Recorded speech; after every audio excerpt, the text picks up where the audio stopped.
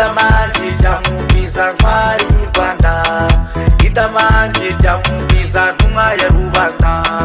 Murekure idamange, libere idamange, idamange ryamugiza ntwari y'i Rwanda, idamange ryamugiza ntumwa ya rubanda.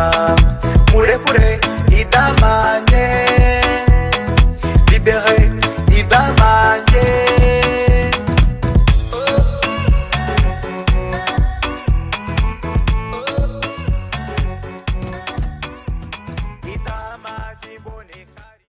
Mesdames et messieurs, bonjour. Nous sommes de nouveau à la Voix des Grands Lacs avec comme invité Hervé Chesville. Bonjour, cher ami. Bonjour, cher ami. J'espère que vous allez bien. Bien, je propose aujourd'hui qu'on aborde un sujet d'actualité qui se rapporte en fait à la condamnation à 15 ans de prison de Madame Yvonne Idamange Ryamugiza, qui a été condamnée il y a 2 jours à Kigali pour plusieurs raisons, pour plusieurs faits qui lui sont reprochés, mais en fait, son seul crime, c'est d'avoir créé une chaîne YouTube, d'y avoir dénoncé les crimes commis par le FPR et surtout l'utilisation du Covid-19 pour enfermer la population rwandaise et pour porter atteinte à la liberté d'opinion, la liberté d'aller et venir, la liberté tout court. Eh bien, elle a été arrêtée donc il y a quelques mois et avant-hier, elle a été condamnée à 15 ans de prison ferme. Nous avons quelques articles de certains journaux français ou autres étrangers qui ont rapporté cette nouvelle. Je vais vous lire notamment l'introduction d'un article du journal Le Monde intitulé « La youtubeuse Yvonne Idamange, condamnée à 15 ans de prison au Rwanda pour avoir critiqué le pouvoir ». Elle avait donc accusé le président Paul Kagame et son gouvernement d'avoir mis en place une dictature. Et pour cela, elle a été jugée coupable d'incitation à la violence.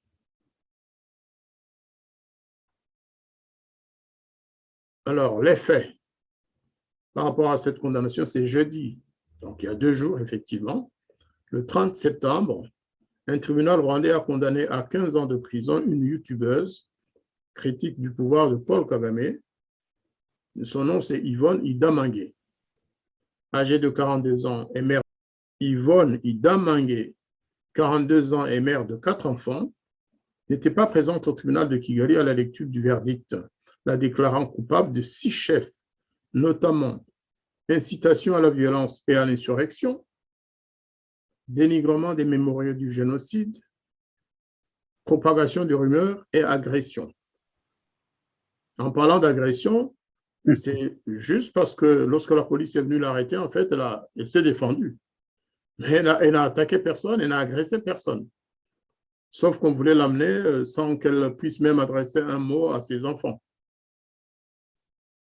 Il lui était reproché d'avoir, sur sa chaîne YouTube, accusé le président Kagame et son gouvernement d'avoir mis en place une dictature, d'instrumentaliser le génocide de 1994, c'est-à-dire le génocide des Tutsis, sans venir suffisamment en aide aux survivants, et d'avoir transformé les mémoriaux du génocide en attraction touristique.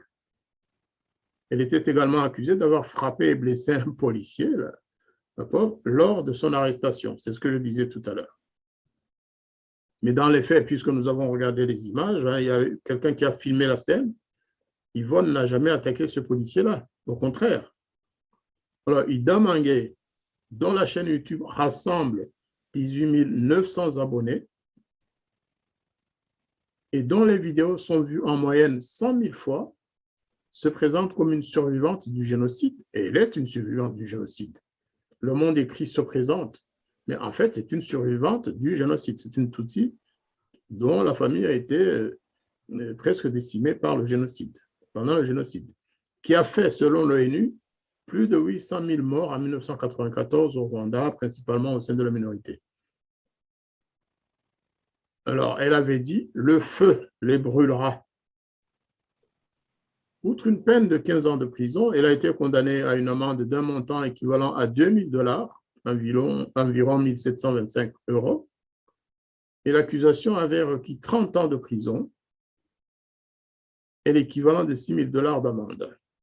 Yvonne Ida Mangué boycottait les audiences depuis que la Cour, qu'elle accusait de parti pris, avait rejeté sa demande de faire diffuser son procès en ligne. Là aussi, pour éclairer les auditeurs, il y a eu en fait une vision différente. Yvonne Ida Mangué voulait que son procès soit public et diffusé en public, comme tous les autres procès, comme le procès de Rusesabagina et ses soi-disant complices. Tous les autres procès sont aujourd'hui retransmis en direct sur YouTube, à la télévision rwandaise, mais ils n'ont pas osé retransmettre le procès de Yvonne Ida Mangué. Alors, Ida Mangué a dit, non, non, faites comme... Il faut que les Rwandais sachent ce dont je suis accusé, que je puisse me défendre en public. Et le tribunal a refusé sa demande. Donc, ils ont voulu organiser un procès à huis clos, sans présence de journalistes, sans rien du tout.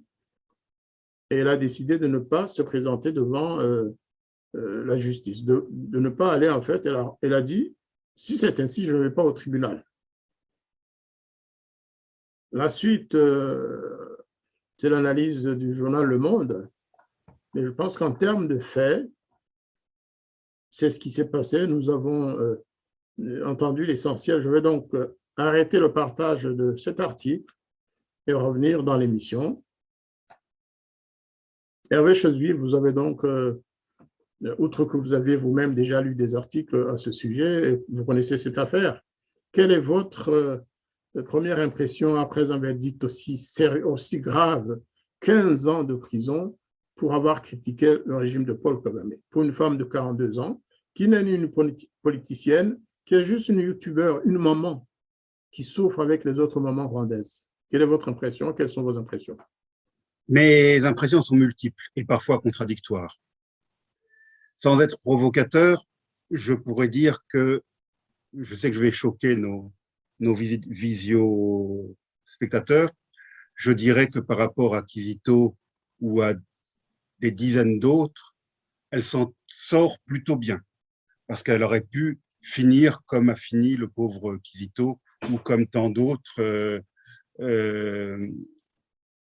Ça n'aurait peut-être pas fait plus de bruit, sa disparition définitive, que n'en a fait la disparition de Kizito. Ça, c'est ma première réaction. Deuxième réaction, je dirais que Yvonne Ida Mangué, que je ne connais pas, hein, laissez-moi clarifier tout de suite, je ne la connais pas, je n'ai jamais eu de relation avec elle, je l'ai découverte comme tout le monde, grâce au bruit qu'a fait ces vidéos que j'ai regardées sans les comprendre, puisque je ne comprends pas suffisamment le Kenya-Rwanda pour vraiment suivre. Je dirais que Yvonne Ida Mangué est un symbole à plusieurs titres. Et ce symbole dérange beaucoup Paul Kagame, car il fait voler en pièces la vitrine du régime. Pourquoi? Premièrement, comme vous l'avez souligné vous-même, moi je sais, personnellement j'ai horreur de faire allusion aux origines pseudo-ethniques des uns et des autres, mais puisque vous l'avez dit, je le reprends à mon compte. Yvonne Ida Mangué appartient à la minorité Tutsi et elle est elle-même une survivante du régime. Donc, elle appartient à ce qui devrait être la base politique du régime de Paul Kagame. Or là, on a une personne qui devrait être reconnaissante au président Paul Kagame, qui devrait exprimer sa gratitude pour avoir sauvé les Tutsis. Je reprends la terminologie, hein, la propagande de la propagande. Et on a une personne qui accuse des pires méfaits le régime en place. Donc ça, c'est très, très gênant. Ça serait venu de la part de quelqu'un d'autre, de Victoire Ingabire ou d'autres, peut-être que ça aurait peut-être été moins grave. Mais là, ça vient de quelqu'un dont on aurait pu penser qu'elle eût été loyale envers le régime. Or, non, cette femme a laissé exploser sa colère face à la manière dont le régime a géré le Covid, face à l'impossibilité pour une mère de famille de base de joindre les deux bouts pour nourrir ses enfants et pour pouvoir les envoyer à l'école. Donc, Yvonne Idamange a tenu le langage d'une femme rwandaise ordinaire, qu'elle soit Tutsi ou pas, et c'est là qu'elle est un deuxième symbole, parce que l'une des vitrines du régime, ou l'un des aspects brillants que le régime met toujours en avant, c'est la place des femmes, en particulier en politique. La presse internationale, depuis des années, répète inlassablement que le Rwanda est le pays au monde qui a le plus de parlementaires femmes, même plus que la Suède, paraît-il, ou je ne sais pas, ou le Danemark, je ne sais pas quoi. On répète également que dans le gouvernement rwandais, il y a plus de femmes que d'hommes, et des choses comme ça. Donc on met en avant le rôle essentiel que Paul Kagame aurait joué pour rétablir la justice et l'équilibre des genres, comme on dit en langage moderne, et permettre aux femmes d'occuper toute la place qui leur revient dans la société rwandaise. Et bien là aussi, Yvonne Idamange fait voler le mythe en éclats, et la manière dont elle a été traitée, son arrestation brutale, prouve que les femmes ne sont pas mieux protégées au Rwanda que dans n'importe quel pays d'Afrique et du monde. Et que des policiers, tous des hommes, l'ont brutalisée devant les caméras ou devant les téléphones de ceux qui étaient là pour filmer. Donc, voilà le deuxième mythe. Elle a fait voler en éclats et a montré que cette participation ou cette importance des femmes sur la place publique rwandaise n'était qu'un décor, que n'était que des faire-valoir du régime, et qu'en fait, les véritables chefs au Rwanda sont des hommes, à commencer par Paul Kagame et ses sbires, dont je ne vais pas citer les noms ici, mais que tout le monde connaît. Donc, le pouvoir au Rwanda, n'en déplaise aux bons esprits en Occident, le pouvoir au Rwanda appartient toujours à des hommes, et en particulier à un homme. Les femmes ne sont là que pour servir de décor à une dictature, tout ce qu'il y a de plus sordide. Et donc, le troisième point que j'ai déjà abordé plus ou moins avec les deux premiers, c'est que Yvonne Idamange n'est pas une politicienne. Elle n'a pas de parti politique. Elle était totalement inconnue jusqu'à ce qu'elle se lance dans son aventure YouTube. C'est une simple mère de famille et elle a exprimé tout haut ce que pense tout bas, j'en suis certain, la plupart des mères de famille rwandaises. Moi, je le sais avec les appels à l'aide que je reçois régulièrement en provenance de ce pays. Je sais combien il est difficile en particulier pour des chefs de foyer, comment on appelle ça, monoparentaux, en l'occurrence de femmes, et il y en a beaucoup au Rwanda, entre les veuves et autres. Eh bien, beaucoup de ces familles monoparentales ont les difficultés les plus extrêmes pour envoyer leurs enfants à l'école, en particulier du fait que depuis qu'il y a cette crise du Covid, on a réduit les possibilités avec le confinement et autres, et la fermeture des frontières, et à la fermeture aussi des frontières intérieures, le fait qu'on ne pouvait plus se déplacer à l'intérieur du pays, on a réduit les possibilités d'activités lucratives, d'activités génératrices de revenus, qui était un peu la spécialité des femmes au Rwanda comme ailleurs en Afrique, qui permettait de joindre les deux bouts ou d'essayer de joindre les deux bouts, et qui permettait surtout d'acheter un uniforme et de payer les frais de scolarité pour envoyer les enfants à l'école. Eh bien, Yvonne Idamange, comme beaucoup d'autres, s'est retrouvée dans l'incapacité de pouvoir assumer ce rôle, et c'est le désespoir, je dirais tout simplement le désespoir, qui l'a poussée à dans cette aventure folle, parce que Yvonne Idamange connaît bien le régime qui est en place. Elle savait ce qu'elle risquait. Et c'est ce qui renforce encore plus l'admiration qu'on peut avoir en elle, pour elle, parce qu'elle s'est lancée dans cette aventure en sachant qu'elle risquait gros. Et effectivement, elle a passé des mois au cachot, en prison, et aujourd'hui, elle a été condamnée à 15 ans de prison, alors elle a 4 enfants. Que vont devenir ses enfants? C'est très triste, c'est pathétique, mais je pense que sur le long terme, cette affaire nuira davantage à Paul Kagame qu'à Yvonne Idamange. Yvonne Idamange, qui était une illustre inconnue, est maintenant une personne avec laquelle il faudra compter au Rwanda, une personne qui est connue en dehors des frontières du Rwanda, et elle a contribué à ébrécher la vitrine que Paul Kagame a vendue à l'Occident et au monde, et à l'Afrique en particulier, depuis plus de 2 décennies maintenant.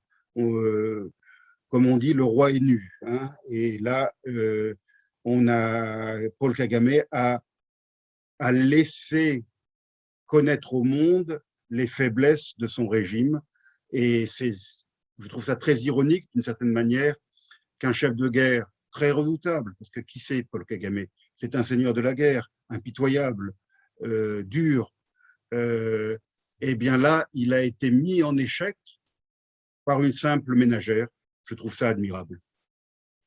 Alors, il y a un autre reproche qui ne figure pas dans l'article du journal Le Monde, c'est que Yvonne Idamange, dans ses vidéos, insistait sur la disparition de la scène du président Paul Kagame. Effectivement, à la date où ont été diffusées les vidéos d'Idamange, le président Kagame était absent depuis une dizaine de mois. On ne le voyait plus nulle part. Et des choses se passaient dans le pays et il n'intervenait pas, alors que jadis, il suffisait qu'une mouche vole au-dessus de Kigali pour qu'il intervienne.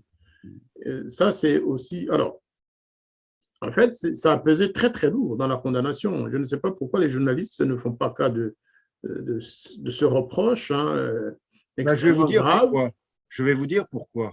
Tout simplement parce que cette absence de Paul Kagame et, disons-le franchement, les rumeurs qui couraient abondamment sur Internet concernant son décès, eh bien, ces rumeurs n'ont jamais été reprises par la presse internationale. Elle n'en a jamais fait mention. Ça a agité beaucoup la blogosphère ou le rwandais, en particulier de la diaspora, mais ces rumeurs n'ont jamais été diffusées au-delà, je dirais, du milieu rwandais.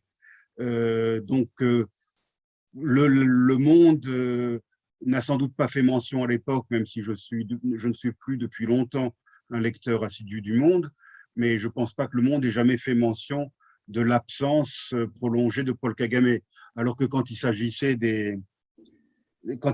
de Kim Jong-un en Corée du Nord, lorsqu'il est absent un mois, tout de suite, le moulin à rumeurs se met à fonctionner et les spéculations les plus folles vont bon train. On voit déjà la sœur de Kim Jong-un comme étant le nouvel homme fort de la Corée du Nord. Et là, dans ce qui concerne Paul Kagame, eh bien, les grands médias occidentaux n'ont pas du tout repris cette affaire, alors que, bon, j'estime qu'il est effectivement tout à fait normal pour un citoyen de s'étonner de l'absence de son président, quel que soit le pays. Si Macron disparaissait des radars médiatiques pendant 6 mois, je pense que les Français seraient en droit de se poser des questions.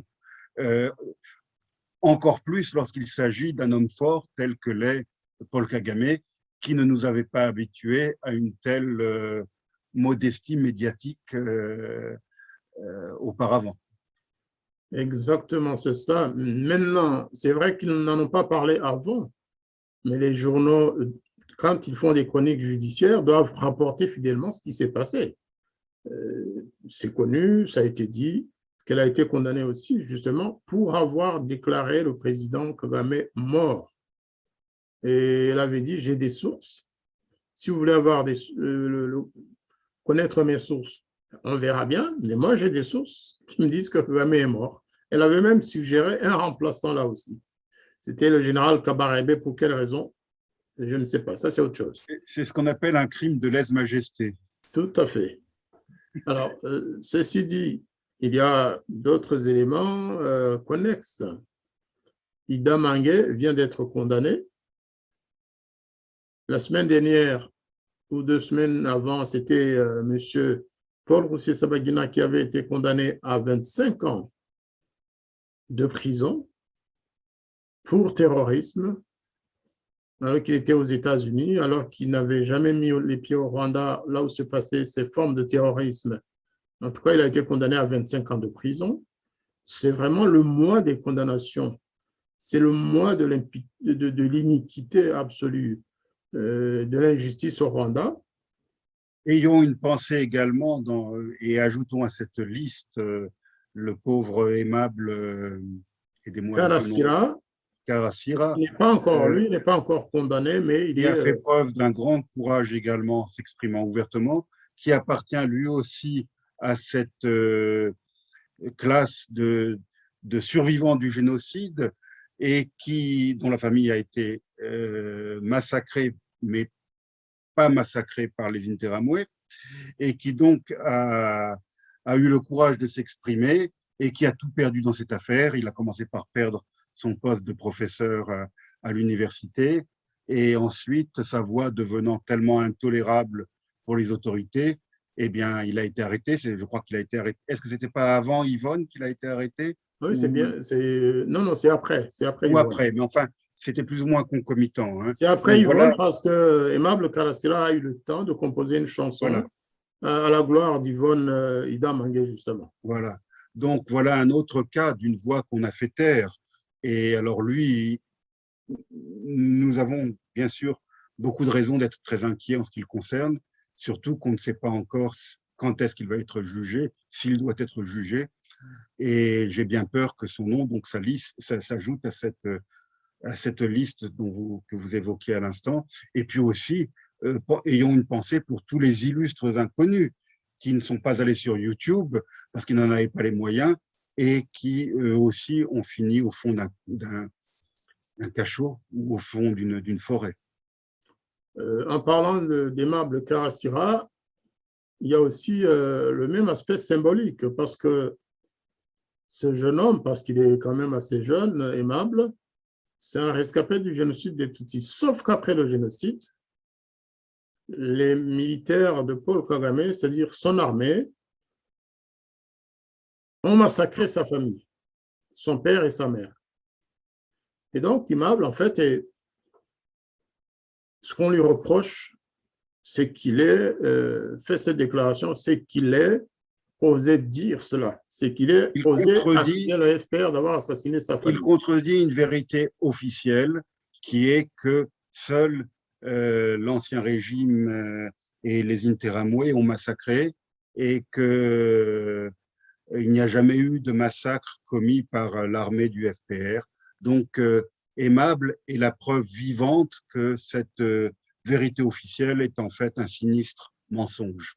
Tout à fait, un sinistre mensonge. De tant qu'Aimable, tout ce qu'il demandait, c'était la confirmation de la mort de ses parents qui ont été arrêtés, emportés ou emmenés quelque part à un endroit inconnu. Aimable demandait qu'on lui remette le corps de ses parents pour qu'il les enterre dans la dignité. C'est tout ce qu'il demandait. Il n'a pas demandé une indemnisation quelconque, c'est qu'on lui donne le corps de ses parents pour qu'il les enterre dans la dignité familiale. Au lieu de cela, il a été arrêté et jeté en prison. Là aussi, c'est vraiment un symbole très fort. Oui. Ça veut dire qu'il y a une grande évolution. Les rescapés Tutsis n'acceptent plus de se faire instrumentaliser par le régime et commencent à dire des choses, à déclarer des choses. Mais là, on pourrait aussi faire un parallèle avec d'autres cas. Je pense en particulier à l'opposant russe Navalny, qui est certainement une personne très respectable et très courageuse. Mais regardez tout le bruit qu'on fait autour du cas de Navalny, qui a toute ma sympathie, hein, parce que se retrouver dans un camp de prisonniers au nord du cercle arctique, je ne voudrais pas être à sa place. Hein. Mais malgré tout, on fait beaucoup de bruit autour de ce cas, alors que nos grands médias occidentaux parlent très peu de ce qui se passe au Rwanda. Certes, le Rwanda n'est pas la Russie sur l'échiquier international, mais malgré tout, je pense qu'il faudrait, et votre émission, je vous remercie de m'avoir invité, votre émission peut contribuer un tant soit peu à rétablir l'équilibre. Il faut parler de ces courageux, comment peut-on les appeler? Utilisons le terme de dissidents, puisque c'est le terme qu'on utilise au sujet qu'on utilisait en Union soviétique et qu'on utilise encore un peu en Russie. Donc, appelons-les des dissidents. Donc, merci de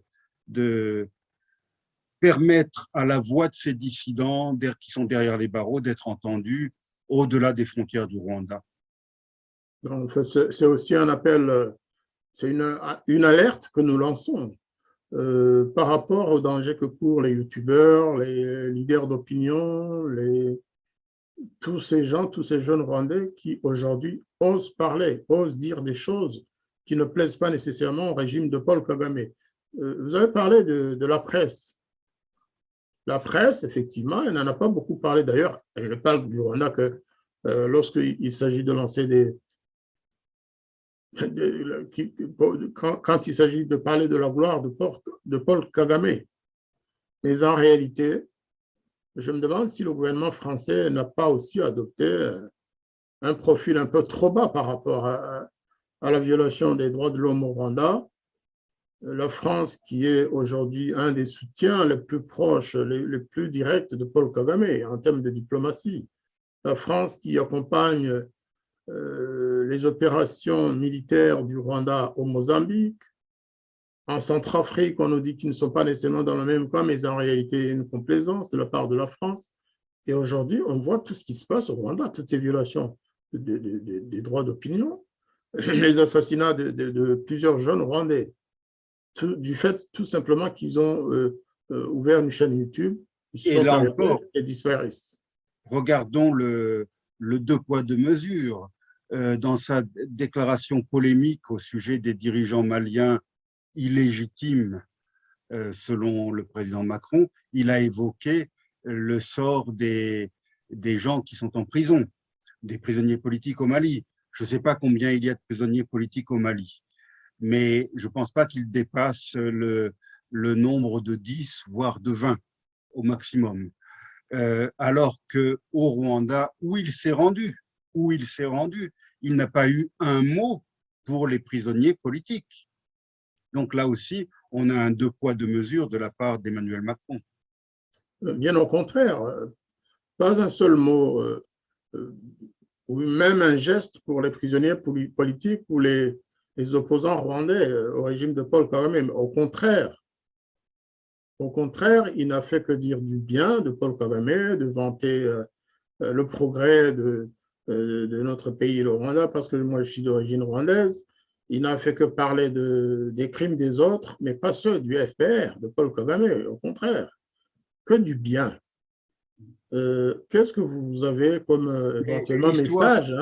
L'histoire sera sévère pour Emmanuel Macron, j'ai le regret de le dire, parce que un régime comme celui de Paul Kagame, moi je le compare souvent à une cocotte minute.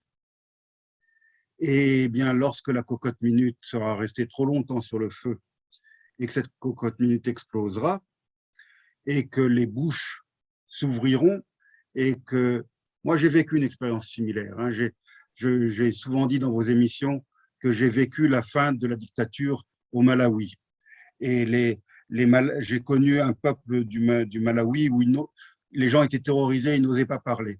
À partir du moment où le régime a commencé à s'effriter et à s'écrouler, les Malaviens, mes collègues, mes amis, ont complètement changé, ils se sont mis à parler et c'était presque trop.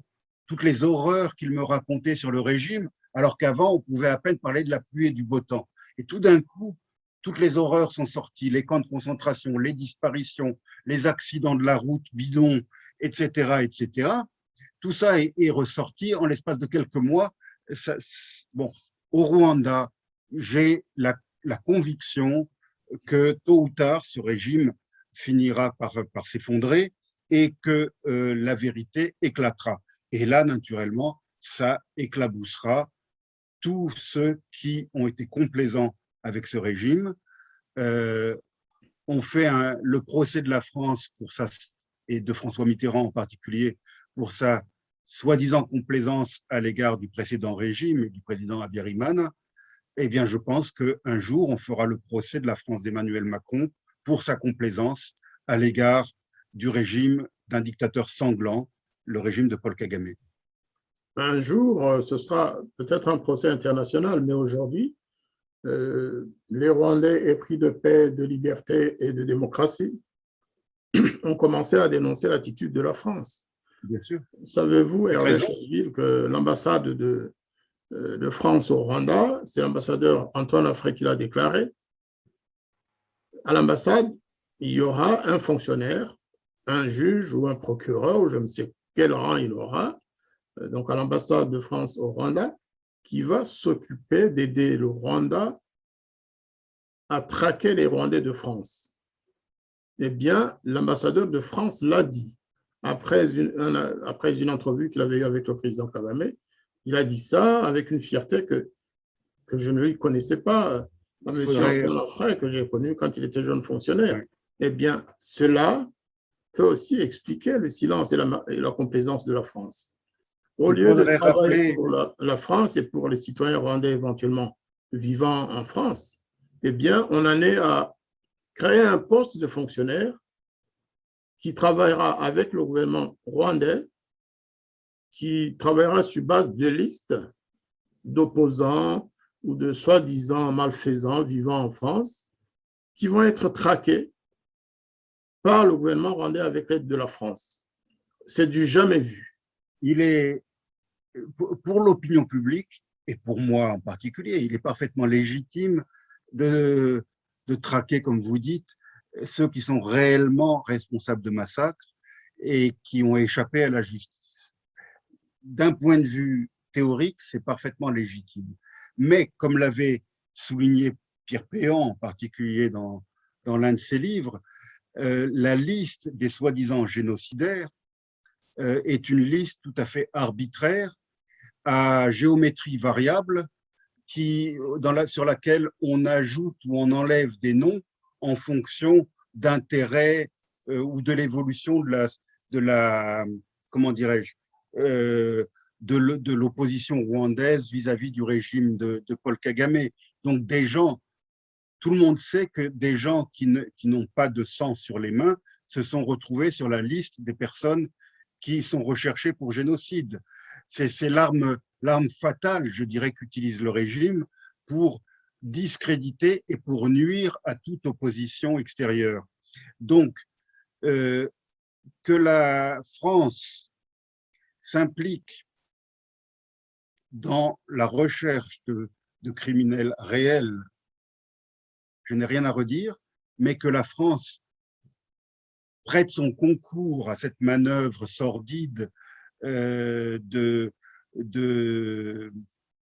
comment dirais-je, de diabolisation de gens qui ne sont pas forcément des génocidaires, mais sont probablement des gens qui gênent un dictateur sanglant, je trouve ça déplorable. Je vais vous donner un exemple qui fait peur en même temps, aussi bien aux Rwandais qu'à certains de leurs amis français ou autres. Il y a quelques années, une organisation que je préside avait lancé une pétition. C'était à l'occasion de l'affaire Rose Kabuye, rappelez-vous, qui avait été montée de toutes pièces par le ministre Kouchner.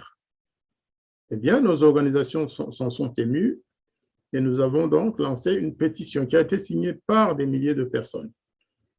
Le gouvernement rwandais et son service de communication à la présidence, présidé par M. Tom Ndahiro, ils ont tiré la liste de tous les signataires de la pétition qu'ils ont circulé en disant la liste des génocidaires et des négationnistes vivant en France.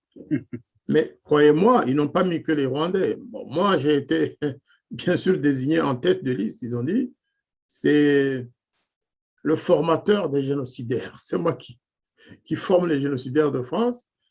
Mais il y avait aussi tous les hauts officiers qui ont travaillé au Rwanda, les anciens de Turquoise. Pierre Péan lui-même était sur la liste et bien d'autres. Eh bien, ce sont ces listes que le gouvernement rwandais va présenter au fameux fonctionnaire qui sera logé à l'ambassade de France au Rwanda. Il faut qu'on laisse la justice faire son travail sans aller se faire influencer à partir de Kigali.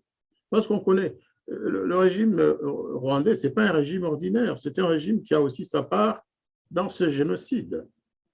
Donc, lui faciliter les choses parce que l'ambassadeur en frais est quand même assez proche du FPR depuis le temps où il était à Kampala, nous le savons, nous avons toutes ces informations. C'est vraiment prêter le flanc à la manipulation. La France va être manipulée. Le Rwanda va présenter une liste en disant ceux-là, c'est des négationnistes, ceux-là, c'est des génocidaires, ceux-là sont ceci, ceux-là sont cela. Je me demande avec quelle magie le fonctionnaire français va pouvoir faire le tri. Moi, je pense qu'on devrait laisser la justice travailler. J'aimerais rappeler qu'il fut un temps où la France n'extradait jamais des terroristes patentés, des terroristes européens, qu'ils soient basques, espagnols ou gauchistes italiens. Et donc, à l'époque de Franco en Espagne, ça pouvait se comprendre. Et vous savez comme moi que la France a eu beaucoup de difficultés à finalement remettre à la justice italienne des gens qui avaient commis des attentats sanglants en Italie, alors que l'Italie est une démocratie irréprochable et un pays très proche, un allié essentiel de la France. Donc là, est-ce qu'on aurait pu imaginer à l'époque de Franco que la France remette des membres de l'ETA, l'organisation basque terroriste, des membres de l'ETA au régime de Franco? Non, la France ne l'a jamais fait, ne l'a jamais fait. Donc, est-ce que Franco était plus infréquentable que ne l'est Paul Kagame? Je ne le pense pas. Je ne le pense pas. Je pense même que Paul Kagame est responsable de la mort de davantage de monde que ne l'était le général Franco.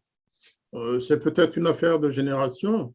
Ce qui ne se faisait pas il y a 30, 40 ans l'est peut-être aujourd'hui. Hein. Vous savez, et puis nous, on ne parle pas que d'extradition. De toute façon, la France n'extradera pas les Rwandais accusés en France. Vous avez quand même des Rwandais en France qui n'ont pas de situation, qui n'ont pas de statut de réfugié et qui n'ont pas de, comment dirais-je, de situation légale. Vous voyez très bien à qui je pense en particulier. Donc, une personne comme celle à laquelle je pense est très vulnérable vis-à-vis d'une éventuelle procédure d'extradition. Quoique la décision quand même de la Cour de cassation, c'est qu'on n'extrade pas vers le Rwanda, sauf s'il y a un changement radical inspiré par la tendance. D'autres pays d'Europe l'ont fait. D'autres pays d'Europe l'ont fait. Mais pas la France. La France, c'est vrai. La justice française, c'est vrai. C'est un arrêt de la Cour de cassation, enfin plusieurs décisions de la Cour de cassation qui ont refusé l'extradition de Rwandais réclamés à quoi écrit par le gouvernement rwandais. C'est vrai. Donc, mais le problème, ce n'est pas que ça. Il y a l'aspect déstabilisation. Absolument. Quand on vous pointe du doigt tous les jours en disant que vous êtes un négationniste, je pense au véritable martyr qu'a vécu le père Venceslas. Pendant 25 ans, ça a duré. Exactement. Pendant 25 ans. J'en ai parlé dans mon livre. Et il a beaucoup souffert. Il a beaucoup souffert psychologiquement et même sa sécurité était en danger quand on pense que la messe du dimanche a été interrompue par des gens porteurs de pancartes qui venaient l'insulter pendant la messe. Pas qu'une fois, hein. Pas qu'une fois. Pas qu'une fois. Ils l'attendaient devant l'église, ils l'attendaient partout pour Ils sont même rentrés dans l'église. Exactement. Et on connaît les personnes qui le faisaient, des journalistes connus, bien sûr. leurs femmes et autres, hein, ces associations qui se disent, qui militent pour la justice au Rwanda, mais qui en fait Et qui prétendent sont des représenter militants les de rescapés du l'IFR. génocide.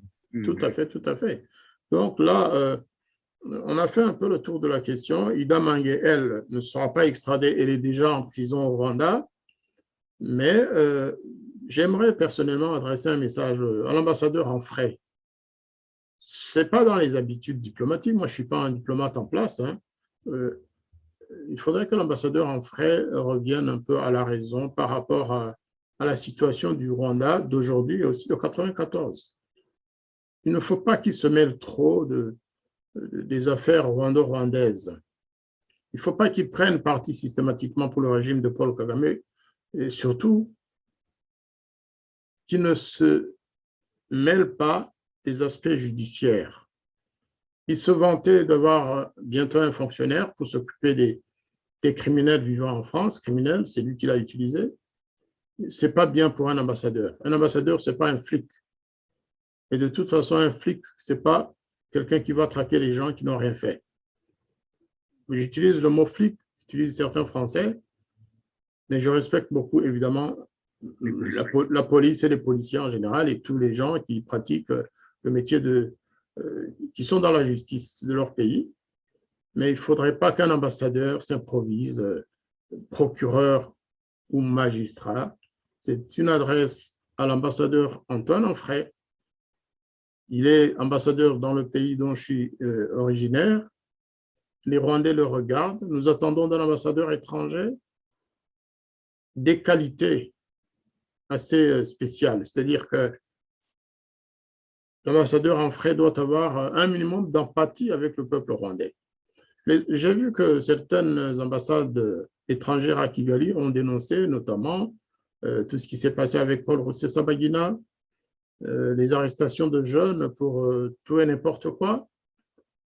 J'ai l'impression que de toutes les puissances, de tous les pays occidentaux, seule la France n'a pas dit quoi que ce soit. Seul l'ambassadeur de France à Kigali a gardé le silence total, comme si tout ce qui se passe au Rwanda ne lui disait rien. La France, qui est le pays occidental qui a certainement été le plus calomnié, vilipendé, traîné dans la boue par le régime du dictateur Kagame, se retrouve être dans le rôle paradoxal de dernier soutien affiché de ce régime.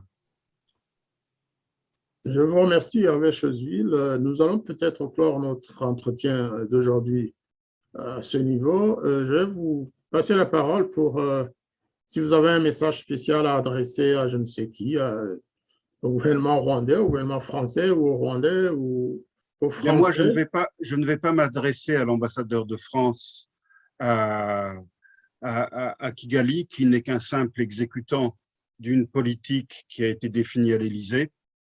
Je vais m'adresser à travers vous aux enfants d'Yvonne Idamange pour leur dire que, aussi terrible soit leur situation aujourd'hui, aussi grand soit leur désespoir, le cas de leur mère est connu en dehors des frontières du Rwanda et tôt ou tard, la justice prévaudra. Le tunnel sera peut-être long, mais au bout du tunnel, il y a toujours la lumière et ils ne doivent pas être désespérés. Au contraire, ils doivent être fiers d'avoir une mère telle que Yvonne Idamange. Donc, je leur transmets à travers cette vidéo qui, peut-être qu'ils ne la verront pas, mais peut-être que certains Rwandais sur place leur traduiront mes propos. Je tiens à leur dire qu'il ne faut pas désespérer, qu'il faut garder courage et qu'ils reverront leur mère, j'en suis persuadé, et que, voilà, nous tous, nous sommes là pour parler d'elle en dehors des frontières du Rwanda et faire connaître son triste sort. Je vous remercie beaucoup. Je vais à mon tour adresser un message de compassion et de soutien à la famille d'un jeune qui lui aussi vient de disparaître, qui s'appelle Siaka Gilbert. Il s'agit là aussi d'un jeune qui a à peine la trentaine, même pas d'ailleurs, parce qu'en 1994, il avait 2 ans. Donc aujourd'hui, il a 29 ans, s'il est encore vivant, parce qu'il est recherché Certains disent qu'il aurait été arrêté et tué, d'autres qu'il serait peut-être en Ouganda, en fuite, bien sûr. Mais entre-temps, sa femme a été arrêtée. Elle a été torturée par le moyen d'instruments de torture électrique et qui ont été utilisés au niveau de ses parties intimes. C'est le témoignage qu'elle a pu donner à des amis youtubeurs, parce que Chaka Gilbert, lui aussi, était un youtubeur. Il a sorti juste quelques vidéos où il affirmait, où il témoignait que c'est son père et plusieurs membres de leur famille, une trentaine de Hutus et plusieurs Tutsis de sa famille, puisque sa mère était Tutsi, qu'ils auraient été massacrés par le FPR après le génocide des Tutsis. Eh bien, ça aussi, c'est un crime. Oser dire que le FPR a massacré des familles entières, et cela s'est passé dans une zone où il n'y avait jamais eu de génocide contre les Tutsis. Donc, on ne peut même pas parler de vengeance. De vengeance ou de punition ou de... Il n'y avait pas d'Intiaramwe dans ce village. Eh bien, sa femme vient d'être arrêtée de nouveau et personne ne sait où elle est. Après les tortures qu'elle a subies il y a 2 semaines, des tortures effroyables, lorsqu'elle a décrit ce qui s'est passé, ce qu'ils ont fait sur son corps, sur ses parties intimes, la police rwandaise, ce qu'elle a fait sur les parties intimes de l'épouse de Chaka Gilbert, les plus durs d'entre nous ont versé des larmes. C'était intolérable, c'était épouvantable. Rappelez-vous ce que j'ai dit au début de cette émission au sujet de la soi-disant place des femmes et du respect dont bénéficient les femmes dans le mandat de Paul Kagame. Exactement, vous avez raison. Et donc, j'adresse mon soutien à cette famille et je demande à tous les Rwandais qui sont en sécurité à l'extérieur, qui ont la liberté d'opinion, qui jouissent de tous les droits, en tout cas mieux qu'au Rwanda, dénoncer cette affaire une nouvelle fois, de soutenir la famille de Chaka Gilbert. Et c'est sur ce que je vais clôturer cette émission, en vous remerciant Hervé Chosville d'avoir participé et d'avoir surtout fait une analyse, vraiment une analyse pointue de l'affaire Ida Mangué, alors que vous ne la connaissez pas, mais vous avez suivi, je sais que vous avez des facilités pour analyser et récapituler très rapidement, faire une analyse qui peut éclairer aussi bien nos auditeurs que les Français en général. Et je vous remercie beaucoup. Merci à vous de m'avoir invité une nouvelle fois et bravo pour le travail que vous faites qui permet justement de faire connaître, je dirais que ce serait bien prétentieux de dire au monde, mais enfin de faire connaître en dehors des frontières du Rwanda le sort de ces personnes que nous avons évoquées aujourd'hui. C'est moi qui vous remercie pour votre coopération, Hervé Chosville. Allez, au revoir. Et à très bientôt. Hein? À bientôt. À bientôt.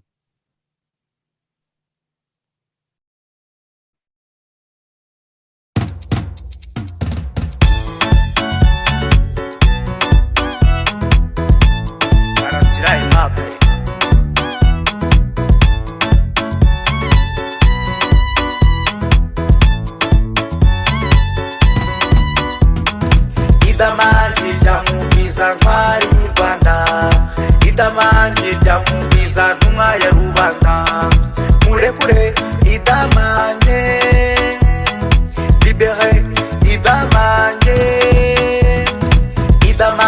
ryamubiza ntwari y'u Rwanda idamange ryamubiza ntumwa ya rubanda murekure idamange libere idamange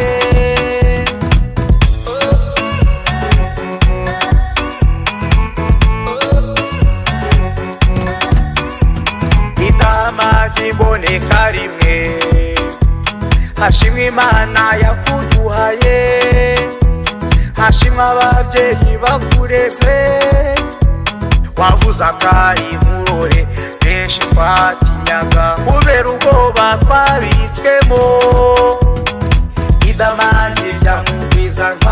y'i Rwanda, idamange rya mubwiza ntumwa ya rubanda, murekure idamange, libere idamange, idamange rya mubwiza ntwari y'i Rwanda, idamange rya mubwiza ntumwa ya rubanda, murekure idamange, libere idamange.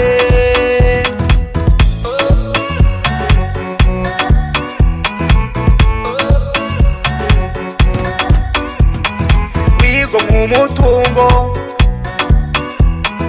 wigo mu muryango, urenga iby'amoko, uvugira rubanda, ukoresha Bibiliya, utwigisha ubumuntu,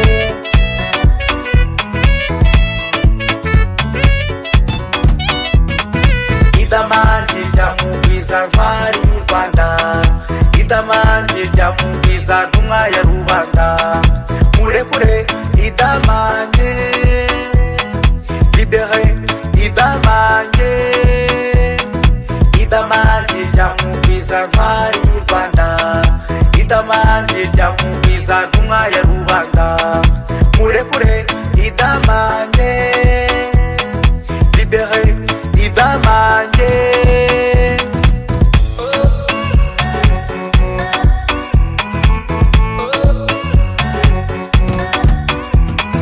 Murekure idamange,